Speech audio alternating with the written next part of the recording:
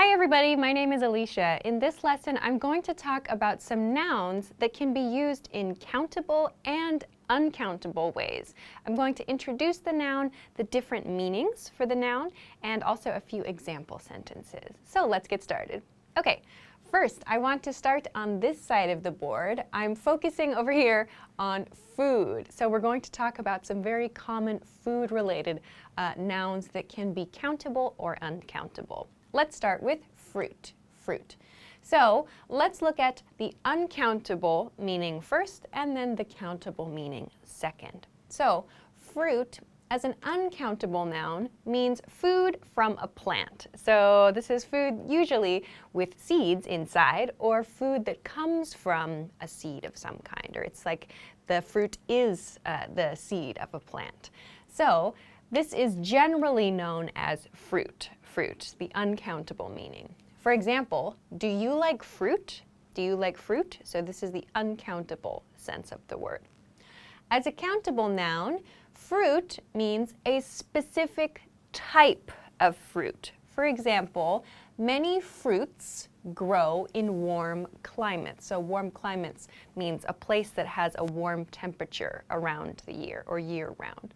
So many fruits, that means many different types of food from a plant, many different kinds of these, many different examples of fruit grow in warm climates. So this means any food that grows in a warm climate or any fruit that grows in a warm climate. So we're talking about a specific type when we use it as a countable noun.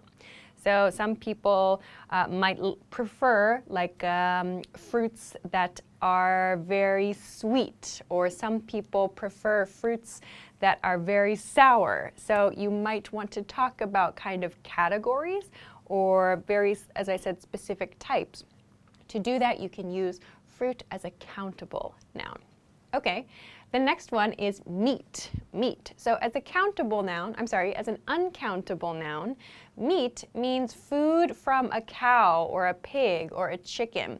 So food that comes from an animal, the parts of an animal. We make food from the parts of the animal. So, for example, she doesn't eat meat. So in this sense, as an uncountable noun, it means the food that comes from the parts of an animal. So it's made from the flesh of an animal. As a countable noun, again, just like with fruit and fruits, as a countable noun, meat refers to a specific type of meat, a specific kind of meat. For example, some meats are healthier than others. Some meats are healthier than others. So that means inside the category of meat, some types of meat, or instead of saying types of meat, we say some meats are healthier than others. So that might mean, for example, like chicken or maybe lean beef. Those things are healthier than pork, for example. I don't know. But this is how we would use meat as a countable noun to refer to a category or a specific group, a specific type inside meat. We use it as a countable noun. Okay, on to the next one. The next one is chicken.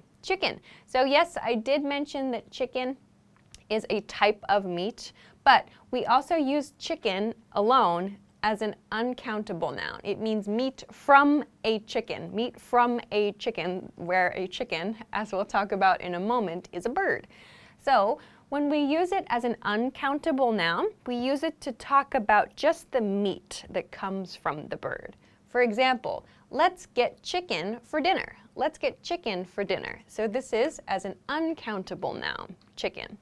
When we use it as a countable noun, it refers to a bird raised for eggs and meat. So this is the animal, in other words, when we say a chicken or the chickens. It refers to the animal. So that's used as a countable noun. For example, our family has 3 chickens. Our family has 3 chickens. We have to use the plural form here, chickens, because we have 3 of them. So this is using it as a countable noun to refer to the bird. This is as an uncountable noun, it refers to the food. So this is a key difference between chicken and a chicken. Okay, on to the next one. The next two really, are kind of groups. The first one, this is all for drinks. So I've labeled this drink because we can use the same pattern for all of these things. So beer, coffee, tea, water, juice, whatever.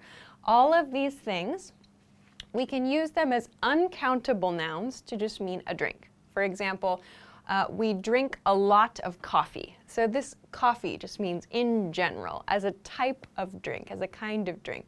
We could say we drink a lot of beer, we drink a lot of water, a lot of juice, and so on.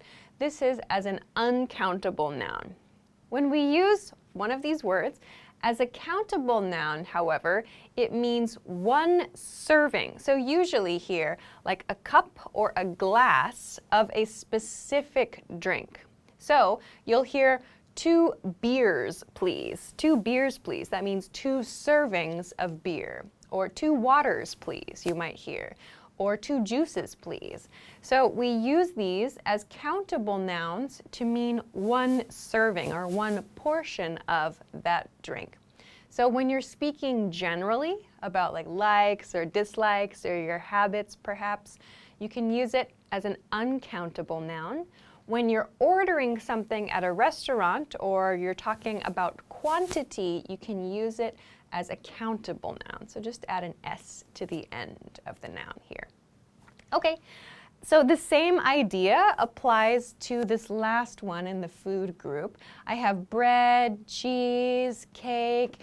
You might also hear it used with pizza as well. So these foods that are they're big and we usually need to cut them or slice them. We need to make them smaller before we serve them. We can use this kind of pattern, these kinds of patterns to talk about them. So all of these, bread, cheese, cake, these are all food items, usually food items that need to be made smaller before we serve them. As an uncountable noun, we use it in a sentence like this. We need to buy bread, or we need to buy cheese, we need to buy cake, or let's get some cake, let's get some cheese, and so on. This means generally, that food. I want that food in particular.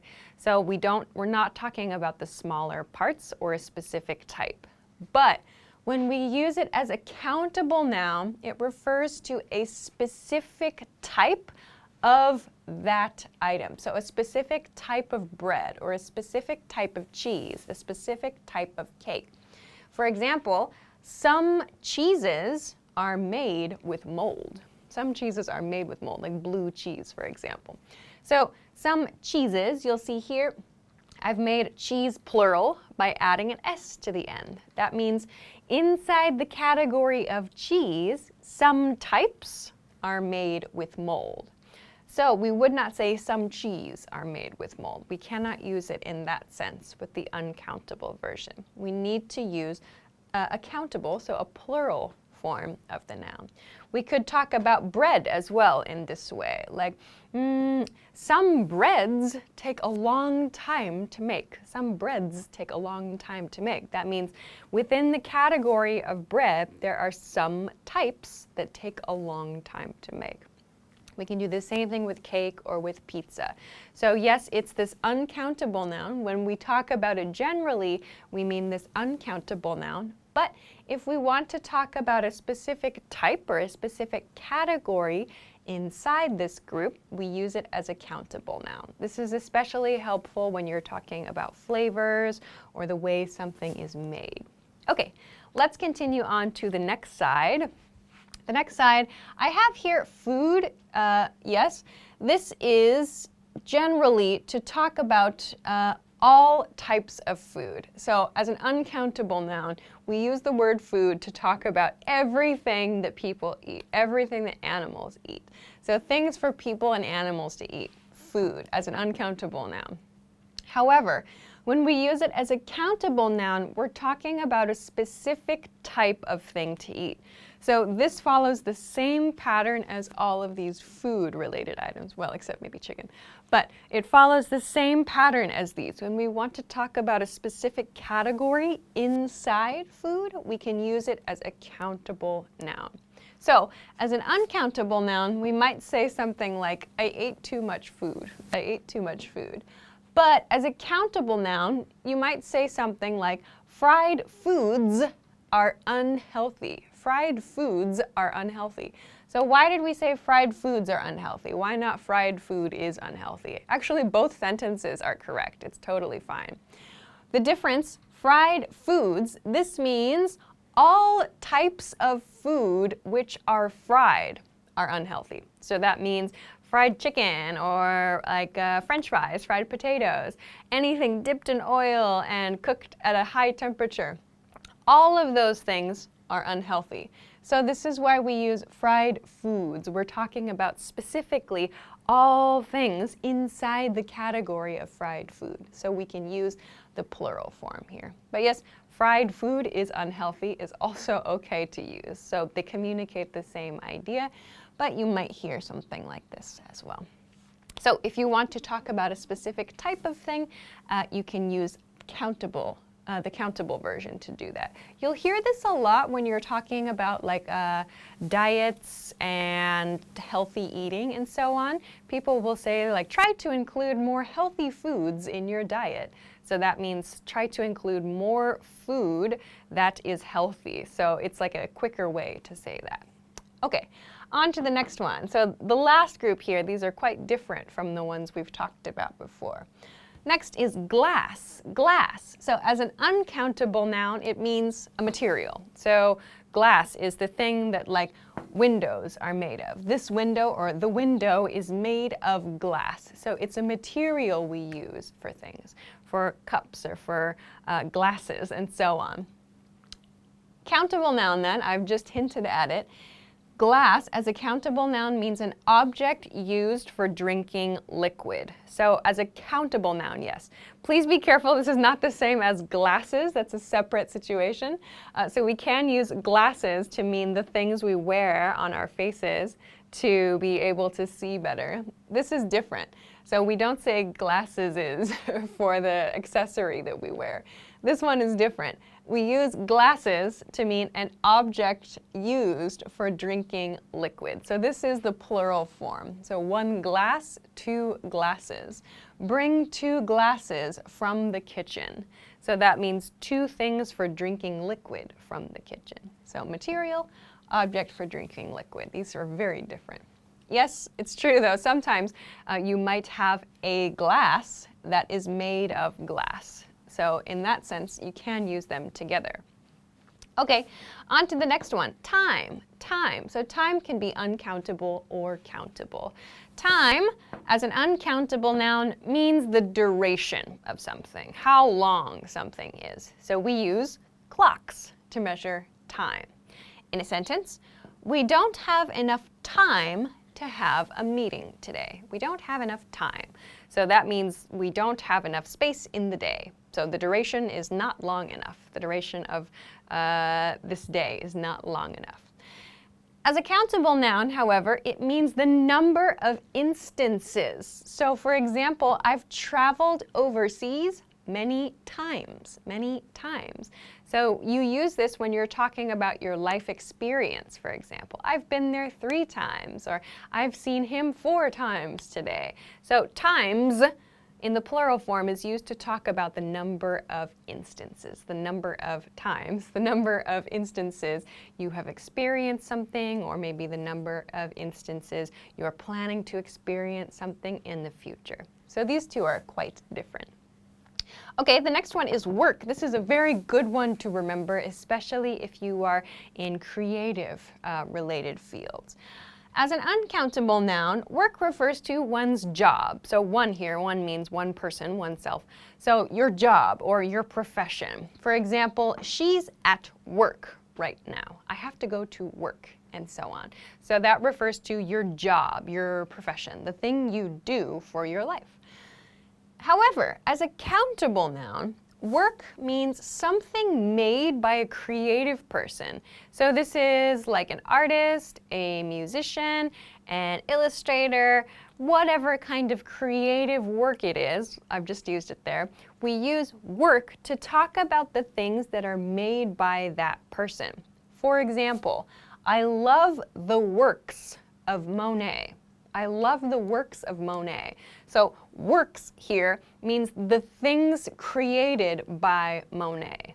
So the things created, I use the here because I'm talking specifically about the things Monet made. We don't use I love a works here or I love a work by Monet unless you only want to talk about like one specific thing and you don't remember the name. So I love the works of Monet, or I saw a new work by some up-and-coming artist. So you might hear it used in a situation like that. Generally, we use work for creative related things. We don't really use this so much for like maybe engineering or like math or sciences, stuff like that. So we tend to use this for creative related things.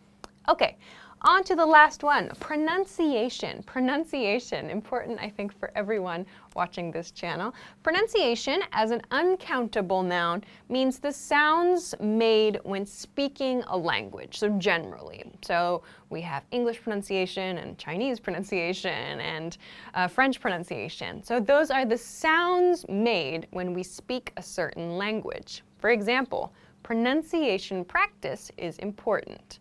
So those are the sounds that you make when you are speaking a certain language. However, as a countable noun, pronunciation means a specific way of saying a word or a sound. So for example, in English, we have like British English, American English, Australian English, Irish English, Scottish English. There are many different types of English, so there are many different pronunciations of the same word. For example, there are 2 or 3 different pronunciations of this word. So that means there are 2 or 3 different ways of saying this word. So, but we use pronunciations in the plural form to make that much easier and shorter to say. So it means a specific way of saying a word or sound. So you might see pronunciation used as an uncountable noun or as a countable noun in your studies. Okay, so I hope that this was helpful for you. This is maybe a good introduction to some nouns that can be used in both countable and uncountable ways. Please keep in mind there are more, but I think that these are some very common ones that you can practice. Of course, if you know of some other nouns that are used in countable and uncountable ways, please feel free to include those in a comment to this video below. If you have any questions or comments or any other things, if you want to practice making some sentences, you can please do that in the comments of this video as well. So I hope that you enjoyed this lesson. Thanks very much for watching. Also, if you did like it, please don't forget to give it a thumbs up, subscribe to our channel if you have not already, and check us out at EnglishClass101.com for some other things that can help you with your English studies. Thanks very much for watching this lesson, and I will see you again soon. Bye-bye.